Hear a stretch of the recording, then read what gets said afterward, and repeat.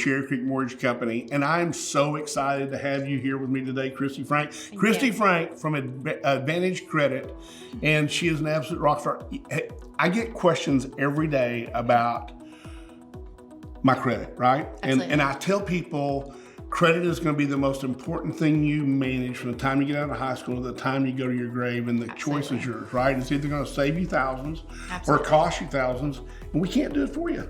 Right? It's something you got to manage yourself. And it's funny, it's hard to find information about it, right? Yeah. So today, you're here to help us.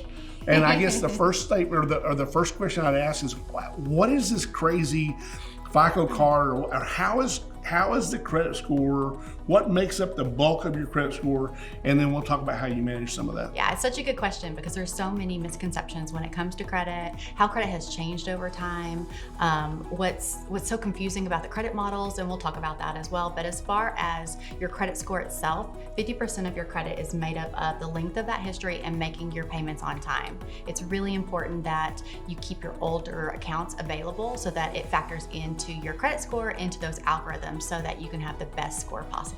Yeah. So talk to me real quickly about payment history is like 35% of your credit. And I know they have those open lines of revolving debt are so important. Absolutely. When you talk about how you manage your utilization. Absolutely.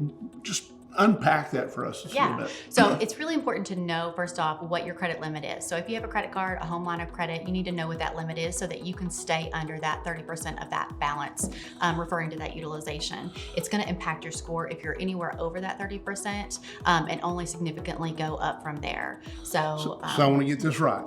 If you have a credit line that's a total limit of $1,000. That's right. And you keep it below 30% of that $300, right? 30% of the outstanding balance, or the total balance limit, then that's where you're going to find your best scores. Yes. Yeah. And if you go over 50, it starts to really negatively affect it, does it not? Yes. Absolutely. Cool. So, and we're really talking about for mortgage reasons. So your balance could fluctuate, but when you're looking for the ideal credit score, that's when we're wanting our balances as low as possible. Yeah, that's really good information. I'm so glad you're here. Thank you, Jen. We're going to do this more, good to be here. Sounds good. Awesome.